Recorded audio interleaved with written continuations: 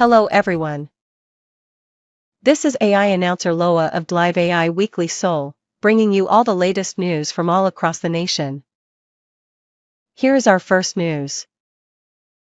The Seoul Metropolitan Government is pressing ahead with plans to build an additional incineration plant in Mapogu, sparking a policy inquiry on the matter. City Councillor Kim Ki-dak raised numerous concerns and demanded the withdrawal of the public notice confirming the project. But Mayor Oh Se-hoon argued that if the demolition of the existing plant is expedited, only one new incinerator would remain. Here's the reporter Jo Sung-hyup. 지난 2022년 8월 25일 서울시는 결정고시를 통해 마포구 추가 소각장 건립을 확정했습니다. 주민들은 분노와 울분으로 2년간 서울시와 대치했습니다. 이런 가운데 지난 28일 오세훈 시장을 향한 시정 질의가 진행됐습니다. 김기덕 의원은 추가 소각장 설치는 서울시의 불법과 독선 그리고 밀실 행정으로 점철된 행위라며 규탄했습니다. 또 자치구별 형평성을 무시했고 폐기물 시설 촉진법 등에 규정된 내용을 어겼다며 당장 결정고시를 철회할 것을 요구했습니다. 전향적인 다른 방법을 선택해야 합니다.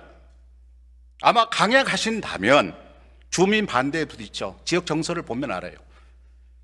니역 한 대도 못 들어갑니다. 첫 삽도 못 드는 불행한 사태가 계속될 것입니다. 오세훈 시장은 철회할 뜻이 없다고 밝혔습니다. 그러면서 덴마크 아마베르바케 견학 사례를 들며 건강에 위해가 없는 소각장이라면 검토해 볼만하다고 강조했습니다. 또 당초 추가 소각장 건립 시 기존 소각장과 2035년까지 9년간 병존시킬 계획이었지만 병존 시기를 줄여 기존 소각장을 5년 또는 6년 내 철거할 수 있을 것이라 전했습니다. 그렇게 되면 현대화된 1000톤 규모의 소각장 하나만 보유하게 된다는 것. 그 철거 시기를 조금만 줄일 수만 있다면, 짧게 단축할 수 있다면 당초에 9년 동안 2개가 병존돼 있던 것을 예를 들어서 5년이고 6년이고 줄일 수 있을 겁니다.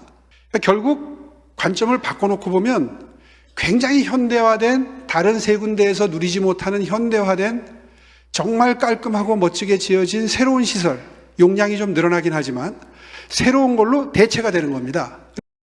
병존할 수 있는 기간을 줄일 수 있다는 말씀을 오늘 처음으로 드리는 거예요.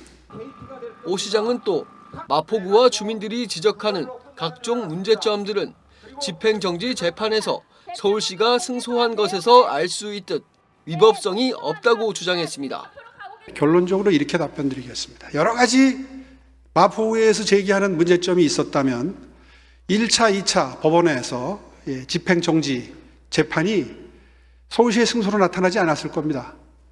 그렇게 말씀드리겠습니다. 한편 오 시장의 이 같은 발언에 대해 주민들은 진위 여부를 확인할 수 없고 기존의 일방적인 행정으로 미루어 봤을 때 신뢰할 수도 없다고 강조했습니다. 근데 주민 의견은 전혀 무시하고 듣지도 않아가면서 저렇게 일방통행을 하는데 오세훈 시장이 그런 말을 하는 걸 저희 주민들이 어떻게 믿어요? 그냥 철거할 거야 이런 말을 어떻게 믿어요? 마포구 또한 기존 4개 소각장을 100% 가동하면 추가 소각장을 건립할 필요가 없다며 반대의 목소리를 고수하고 있습니다. 딜라이브 뉴스 조성엽입니다. As the modernization of the Dong Seoul bus terminal moves forward, a plan was proposed to use nearby Gui Park as a temporary terminal during the construction period. However, local residents are fiercely opposing this plan, calling it an act of destruction against the park. Here's the reporter Lee Hae-jin. 구이공원을 지키려는 주민들의 목소리가 커지고 있습니다. 동서울터미널 재개발이 추진되면서 공사 기간 동안 구이공원을 임시터미널로 사용하겠다는 계획이 알려진 것. 하지만 인근 주민들은 하루 3천여 명이 이용하고 있는 소중한 쉼터를 파괴하려는 행위라며 반발하고 있습니다. 하루에 1,800대 대형 버스가 들어오고 나가는데 이것은 매년 통해 고통 지옥이 되고 영원히 회복이 불가능한 죽음의 땅이 됩니다. 동서울터미널 개발을 맡고 있는 신세계 측은 구이공원 지하를 4개 층 깊이로 파 임시터미널로 활용한 뒤 다시 주민들에게 돌려주겠다는 입장입니다. 하지만 주민들은 민간 개발을 위해 구유지인 공원을 빌려주는 것은 그야말로 특혜라며 받아들일 수 없다는 반응입니다. 함께 시위에 나선 환경단체도 나무가 우거진 공원을 한번 파기하면 다시 회복되는 건 불가능한 일이라며 반대 목소리에 힘을 실었습니다. 역삼문화공원에 나무가 많았는데 지하 3층으로 주차장을 만들었어요. 위에 공원을 만들었습니다. 그늘이 한 뼘도 안 나옵니다. 거기서 사람들 쉬지 않습니다. 쉴 수가 없습니다. 또 구이공원 활용 방안이 논의되는 동안 주민들을 대상으로 한 의견 수렴 과정이 없었다며 광진구청장이 밀실 행정을 한 것 아니냐는 주장도 제기됐습니다. 광진구청장은 도시계획 전문가라 해서 우리가 뽑아주고 구청장이 당선된 사람입니다. 이런 도시 전문가가 뻔히 알면서 신세계라는 엄청난 재벌에게 역세권 앞에는 땅이 1억이 넘습니다. 그러면 3,400억 게임을 그냥 우리가 가져준 것입니다. 구이공원을 임시터미널로 활용하는 방안이 9월 중으로 서울시 도시계획심의위원회에서 논의될 예정인 가운데 주민들은 매주 집회를 통해 반대 목소리를 높여갈 계획입니다. 딜라이브 뉴스 이혜진입니다.